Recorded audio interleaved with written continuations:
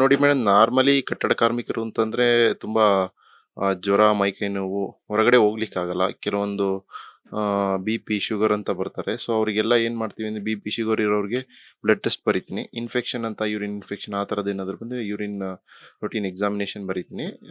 ಕೆಲವೊಬ್ಬರಿಗೆ ಹೃದಯ ಸಂಬಂಧಿತ ಕಾಯಿಲೆ, ಹಳೆ ಕಾಯಿಲೆ ಇತ್ತಂದ್ರೆ ಒಂದು ಇ-ಸಿ-ಜಿ ಮಾಡಿ ನಾನೇ ಚೆಕ್ ಮಾಡ್ತೀನಿ.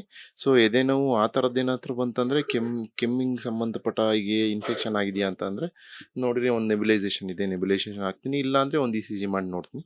ಈ ಥರದ್ದು ಏನಾದ್ರು ಎಮರ್ಜೆನ್ಸಿ ಇತ್ತಂದ್ರೆ will refer to the nearby hospital. ಅದೇ ಥರ ಏನಾದರೂ ಈಗ ಜ್ವರ, ಕೆಮ್ಮು ಅಂಥವೆಲ್ಲ ಸಣ್ಣ ಪುಟ್ಟದ್ದು ಇತ್ತಂದ್ರೆ ನಾವು ಅಲ್ಲೇ ಲೈಕ್ ನಮಗೆ ಎಲ್ಲ ಗೌರ್ಮೆಂಟಿಂದಲೇ ಸಪ್ಲೈ ಇದೆಯಲ್ಲ, ತುಂಬ ಒಳ್ಳೆ ಕ್ವಾಲಿಟಿಯಾದಂಥ ಮೆಡಿಸಿನ್ಸ್ ಕೊಟ್ಟಿದ್ದಾರೆ.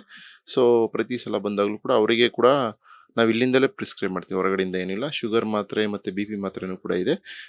ಚರ್ಮ ರೋಗಕ್ಕೆ ಸಂಬಂಧಪಟ್ಟದ್ದು ಎಲ್ಲದೂ ಕೂಡ ಇದೆ. ಇವಾಗ ನೀವು ಇಲ್ಲಿ ನಮಗೆ ಆಕ್ಸಿಜನ್ ಕೂಡ ಸಪ್ಲೈ ಇದೆ. ಸೊ ಯಾರಾದರೂ ಕೂಡ ಸಡನ್ನಾಗಿ ತುಂಬ ಸೀರಿಯಸ್ ಅಂತ ಬಂತಂದರೆ ಆಕ್ಸಿಜನ್ ಕೂಡ ಸಪ್ಲೈ ಇದೆ. ಸೊ ಓವರಾಲ್ ಒಂದು ಮಿನಿ ಹಾಸ್ಪಿಟಲ್ ಥರ ಇದೆ ಮೇಡಮ್ ಕಟ್ಟಡ ಕಾರ್ಮಿಕರಿಗೆ.